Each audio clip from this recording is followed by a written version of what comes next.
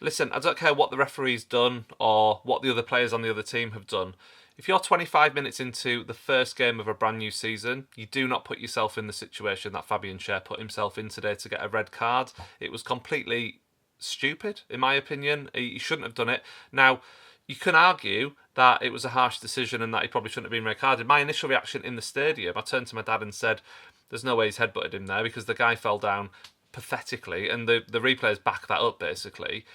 But the fact is, Cher put himself in that position for the referee to make that decision. We know harsh decisions can be made. You just don't want to be giving them an excuse. And I still just cannot understand why, less than half an hour into the first game of a brand new season, you put yourself in that situation. It could have cost us dear today, and thankfully it didn't. We won the game 1-0. We'll take it every day of the week because of the performance that came with that win. And it's just a bit disappointing to start the season that way. And obviously, Cher will now have a 3-game ban unless there's some kind of appeal that goes in. We'll see what happens with that one. It wasn't a great start. So even before the Cher sending off, we did not start the game well. It was a very laboured performance. We looked very exposed down. Both fullbacks looked very exposed. I'll come on to them in a bit. The midfield was just being bypassed a lot, and that is very reminiscent of stuff that was going on last season. So that's slightly concerning for me as well. Let's go to the fullbacks. Neither were great today, I don't think. Hall was kind of like 50-50. Half of what he did was excellent, and half of it was just really random and poor. Like, he gave the ball away a lot. He did that weird back heel thing about 2 yards outside our 18-yard box. He was being exposed by their wingers in the first half in particular quite often. At least 2 or 3 times he got an early yellow card. He had a bit of a torrid afternoon half the time, but then in the second half he did do some very good defensive stuff as well, which shouldn't go unmentioned because he did some good work that actually saved us on occasion. Livramento, he got better as the game went on, I felt, but just was a little bit off the pace. But in second half he put in a very good defensive display. So overall, room for improvement from the fullbacks. What I want to highlight with them though is I think the reason that they were so exposed, particularly Hall in the first half, was because our midfield just wasn't working as it should have been. I'll come on to Anthony Gordon in a little bit, but Hall just did not have the backup on that left-hand side for some reason, and maybe that was linked to Anthony Gordon in a certain sense, but the midfield, like I say, was being bypassed quite a lot, and there was big gaps between the defence and the midfield at times. We weren't compact. It was a very, very strange performance. Even though we won, I don't feel like people are really buzzing about the performance and looking like excited about what we saw today.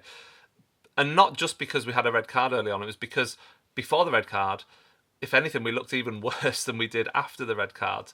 Now, let's just mention Joelinton here. Brilliant, brilliant finish. Absolutely crucial goal. And actually, getting that goal before half-time was absolutely essential if you think about it, because it allowed us to come out in the second half and kind of be compact, be defensive, let Southampton have lots of the ball. Their possession stats are out of the stratosphere, really.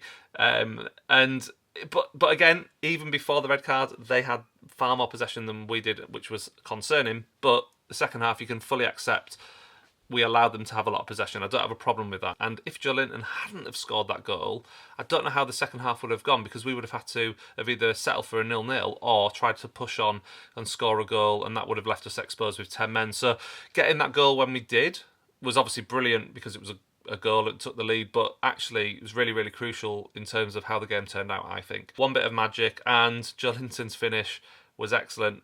Let's be honest, we know in the past he would have missed that chance, so it shows that he's playing with confidence these days, that he's taken a really good chance like that. I'm trying not to read too much into one game and trying to be too knee-jerk, but for a game we won, like I said, there's just a lot of questions raised after this performance. And look, some of these questions can't be answered until we've played half a dozen games or something. We don't know what the rhythm of this season's going to be like, what will come to be like, how much of it was just rustiness for the start of the season, or how much of it was a more fundamental problem than that. The midfield thing is worrying me slightly because it looks like it could be a repeat of what we had last season.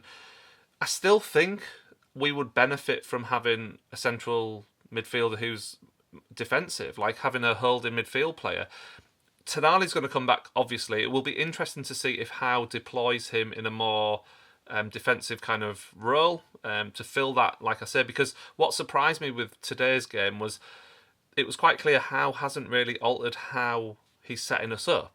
Now, last season, I made a video about this the other day. We conceded too many goals away from home. We lost 11 out of 18 away games last season. We have to improve on that. The reason we lost a lot of them games was because we weren't defensively solid, and the reason we weren't defensively solid was because the midfield and the defence weren't a compact unit for a lot of times. There was big gaps, we were too exposed, and what I saw today was a continuation of that theme. So that has to be addressed, because otherwise we're going to go to Bournemouth next week and it's not going to end in a good way for us.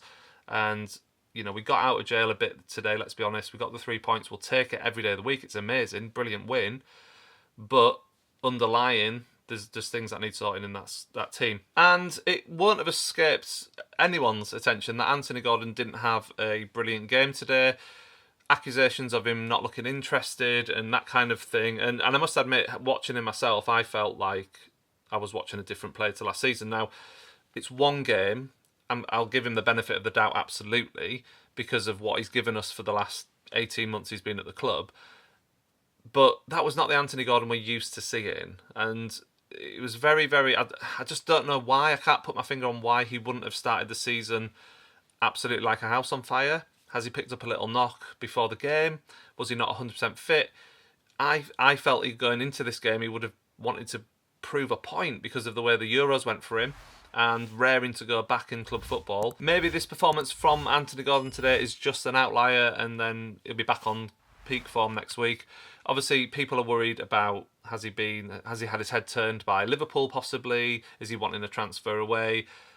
Is he injured? Why was he not energetic and playing his full, like, as we expect him to play? We'll see. We'll see what happens with that. I'm not going to make an opinion on that just yet, but I think it's definitely a situation that we have to keep an eye on. Just to finish on a little bit of a more positive note, let's be fair. The second half defensive display was actually really good. The guys were fighting for their lives. They were throwing their bodies in the way, and they did a really good job defensively. Yes, Southampton created one or two very, very, very big chances that could have gone in. They didn't, thankfully. Thankfully, it was Southampton and not a team with, you know, a better quality of striker, because we would have lost today. But that doesn't take away from what our players did in defence in the second half. So I think Howe will be pleased with the second half defensive display in respect to that game in particular, because obviously, you know, there were certain reasons we were playing that way at home. But it was job done. We got 3 points. We start the season off with a win. It is a results business. We know that. How valuable will those 3 points be at come the end of the season? They could be massive. So to win a game with 10 men in the Premier League is fantastic. So we have to accept that. But as I've said in the rest of this video, there are lots of questions to be answered. It's Newcastle are back with a bang, basically, aren't they?